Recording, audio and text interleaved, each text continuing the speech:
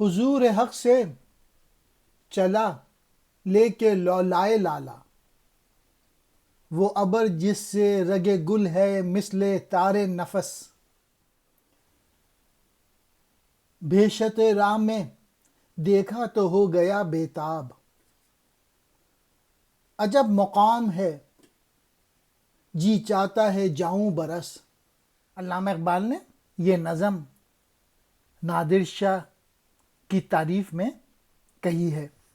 اس نظم میں یہ کہتے ہیں کہ بادل چلے، اور بادل جب چلے تو وہ جنت کے پاس سے بھی گزرے، لیکن جنت نے کہا کہ تم جاؤ اور کابل پہ جا کے برسو، کیونکہ وہاں پہ ایک آدمی ہے جو کہ جوش اور جذبے پیدا کر رہا ہے، اور وہ جگہ اس جنت سے بھی زیادہ خوبصورت ہے۔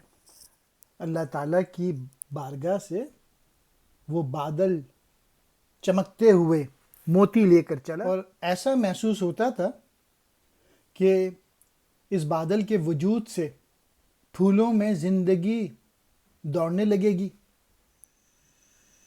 اسی پرواز کے دوران جب اس نے اپنے راستے میں بہشت کے نظارے دیکھے تو بادل کا جی چاہا کہ اسی مقام پر برس پڑوں۔ نادر شاہ، محمد نادر شاہ، افغانستان کا والی، جن کو 1939 میں قتل کر دیا گیا۔ حضور حق اللہ کی بارگاہ، لولائے لالا، نہایت چمکدار موتی، ابر کہتے ہیں بادل کو، رگ گل، پھول کی رگ،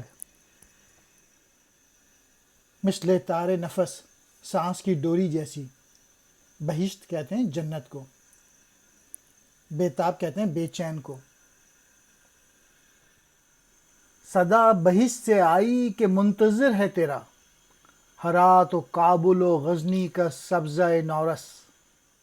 بہشت نے یہ بات بھاپ لی بادل کی کہ وہ یہاں برسنا چاہتا ہے، تو اس نے کہا تم ہرات کابل جاؤ، جہاں پہ جو سبزہ ابھی پیدا ہوا ہے وہ تیرا منتظر ہے، وہاں جا کے برسو۔ آخری شعر فارسی کا ہے، میں اس کا ترجمہ پڑھ دیتا ہوں۔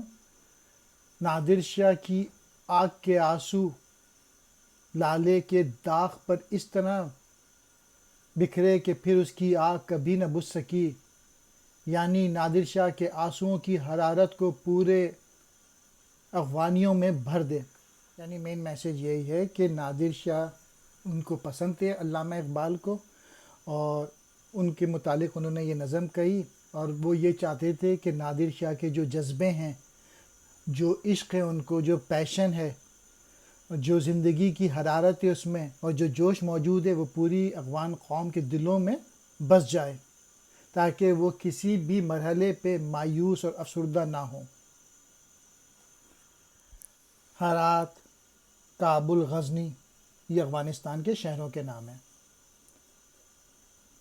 سبزہ نورس، تازہ تازہ اگا ہوا سبزہ۔